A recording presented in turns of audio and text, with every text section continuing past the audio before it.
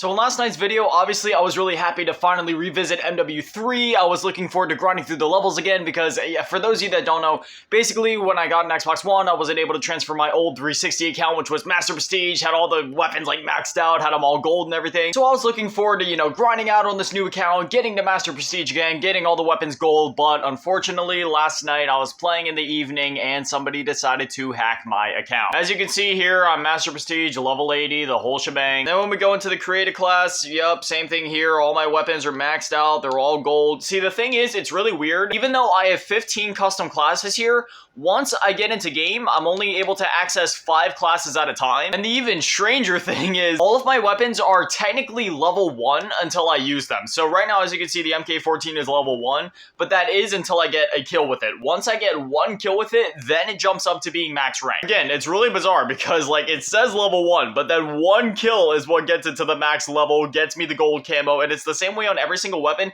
except for the USP. No matter how many kills I get with it, the XP bar, I can't even say that it's going at the normal rate. I'm pretty sure it's just glitched out and stuck at level 2 because I've gotten multiple kills with it and it hasn't gone up. That being said, that's pretty unfortunate. I was really looking forward to being able to like level this up and go on this whole grind and maybe even do a mini series with you guys, but once again, like I was talking about in the Black Ops 2 video, like hackers literally ruin everything. There is no benefit to hackers in these old Call of Duty games or in any game period. All they do is ruin the experience and the preservation of these games. They are absolutely terrible and I hate them. That being said, I'm not going to get too salty in this video. At the very least, it's a blessing that I'm even able to, get into matches in the first place on these older games, right? Because it's been really hard to do for a while now. The fact that I'm here in 2023 and there's a full lobby at 8 a.m. in the morning and I'm able to play with a stable connection, I'll just be thankful for what I can get. Again, hackers really suck and I hate them, but it is what it is. Anyways, after I finished up recording yesterday's video, I went through on my Xbox One and installed like all of the classic Call of Duties that I didn't already have installed because I didn't have COD 4 or MW2 installed just because, there really wasn't anything to do on those games for me. Like, sure, I could always replay the campaign on those games, but, I've already played the campaign like dozens of times on both of those games. And say, with the Spec Ops, there wasn't even any Spec Ops on COD 4. And then when it came to MW2, like, I've done all the Spec Ops missions so many times at this point that it's just like, yeah, there wasn't really any reason for me to do them. I've already maxed all of them out. But now that the multiplayer is alive on all these various older Call of Duties, now I have a reason to reinstall them, hop back on them, grind them out. So far, nobody has tampered with my MW2 or my COD 4 account, so we should still be all good there. Same thing with my World of War account, which I never uninstalled World of War. For those of you that don't know, I have this thing where any Treyarch Zombies game I have to keep installed on at least one of my platforms at all times. Which for these older Call of Duties, I don't really have to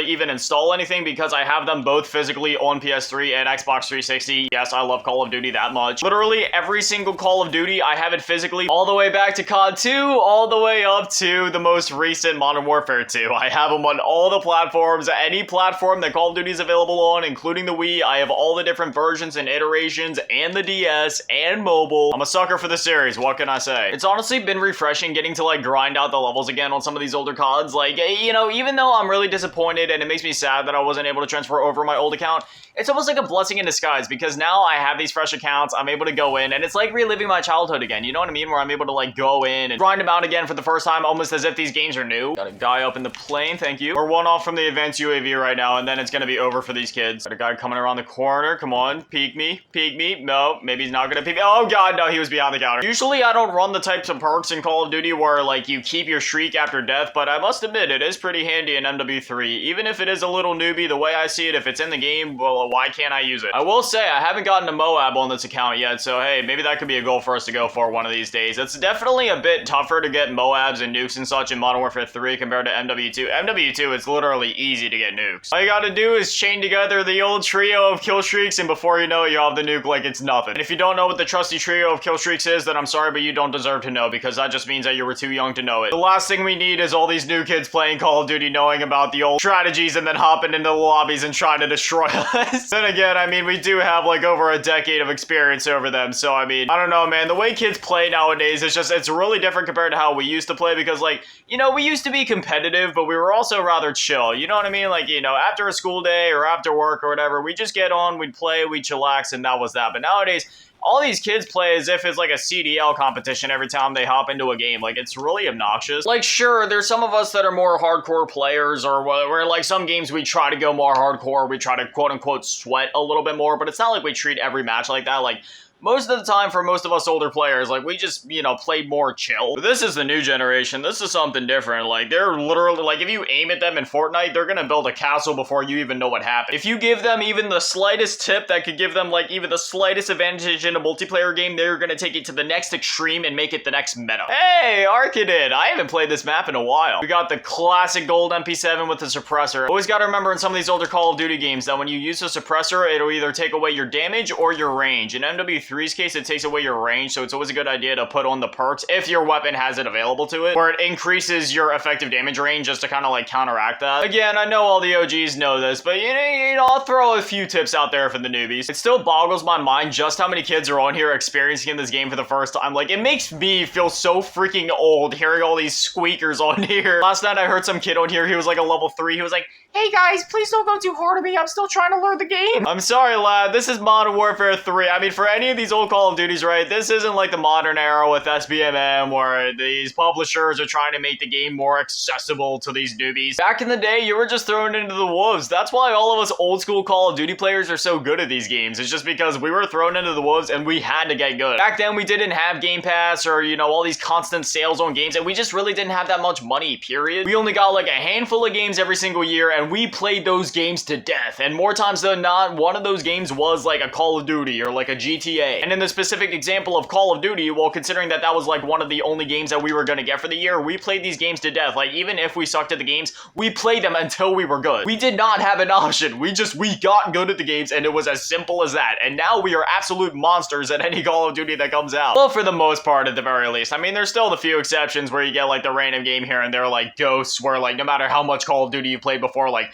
sure, some of that prior knowledge will help, but like to a certain extent when you're playing a map like Stonehaven, there's nothing you can do. And you know, I don't like to be too cocky. I'm not trying to claim that I'm like, you know, top 10 COD players of all time or nothing like that, but you know, if you played back in the day and if you were there for like, you know, various life cycles, then yeah, it's safe to say that you're at least above average when it comes to most players. Oh, God forbid if you had a headset on the time. That ensured that you'd have thicker skin than basically any other human being you'll ever encounter. I always have people asking me like, how are you so thick-skinned? Like, how do you let stuff that people say to you and people do to you just roll off so easily? And honestly, I truthfully do believe that it's because I grew up in the era of like Xbox 360 and PS3 gaming. If you heard the things that were said to me and the things that were done to me in these older games, dude, you'd never be the same. The things that people said they do to me and my mother, oh my gosh. The amount of times that my in-game avatars have been teabagged, whether it be in Call of Duty, Battlefield, Halo. Heck, even in Minecraft Hunger Games, I got teabagged more than I'd like to admit. I don't know, call me a boomer, call me a nostalgia junkie, but